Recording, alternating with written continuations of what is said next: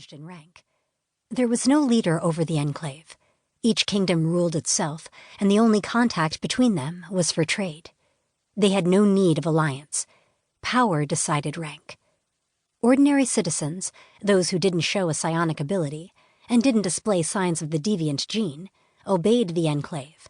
At least, they did if they wanted to remain safe and coddled in a dome or behind protected walls. The enclave citizens were taught from birth that everything on the outside could kill them, even the very air. But not everyone believed that. Political dissent emerged from those who questioned the status quo.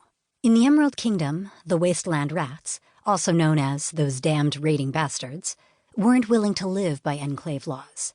On the contrary, they wanted to bring the enclave down. Yet when the queen died, there was a fight over who would rule the wastelands. And they still weren't safe. They needed a home, a place they could live free. Emerald wasn't the only domain to struggle. In the Sapphire Kingdom, tired of the oppression, a man who could have been a highly ranked enclave member emerged from the squalor of the marshes. A nobody. A water rat who decided he wouldn't allow someone else to tell him what to do. And as he fought back against a system that treated people like vermin, he found himself an unlikely leader. Then a ruler. It was only a small step after that to declare himself king. Chapter 1. The nudge of a cold nose woke him. "Sachi," he grumbled, turning away from the cat. His feline had no concept of boundaries, or time. If she wanted a scratch, it happened now. Forget the fact Roark might be sleeping. If Sachi decided her ears required a good scrub, she had no problem waking him up. As a matter of fact, the first time he met her, she'd burrowed her way under his blanket in the marsh and almost got stabbed for it. Imagine his surprise to find a kitten snuggled close.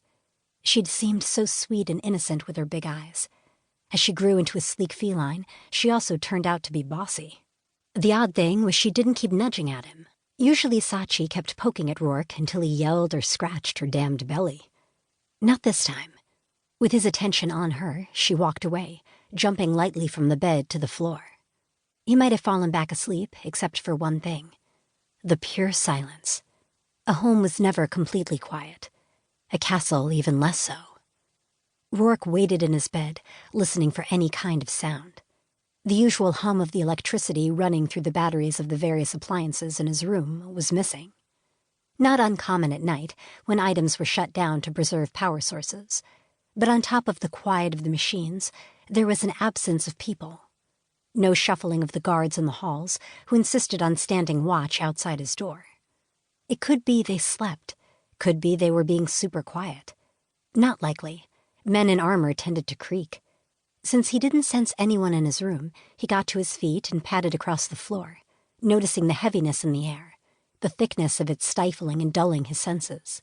He reached the door and paused for a listen. Not even a huff of breath or a gentle snore. He eased it open and peered outside. The guards watching his room were slumped to the floor, chins slack, drooling away as they slept. Their captain would take issue, even though he'd wagered they didn't sleep naturally. He eyed the stairs that wound one floor higher in the tower and cast out his senses, only to run into that thick cloak of silence. The mere fact it existed meant he had to check. He didn't bother putting on shoes or even a shirt, nor did he grab a weapon. He had no need of one.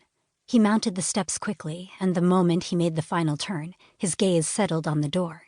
Flanking it, 2 more sleeping guards. The portal was slightly open, which shouldn't be the case. Not this time of night. Not that room.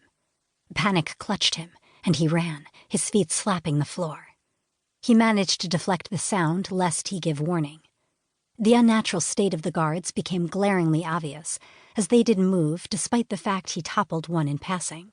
He reached the doorway knowing his advisors would yell at him for not requesting assistance. But he wasn't a king who relied on others to act for him. He also wasn't a coward. He took a breath and charged in. Roark halted so abruptly he almost teetered. He froze at the sight of the stranger cradling his sleeping daughter in their arms. Oh, like fuck, the room filled with an ominous shadow that pushed against the miasma that demanded he sleep. That kind of mind trick didn't work on him. "Put her down," he said with deadly softness.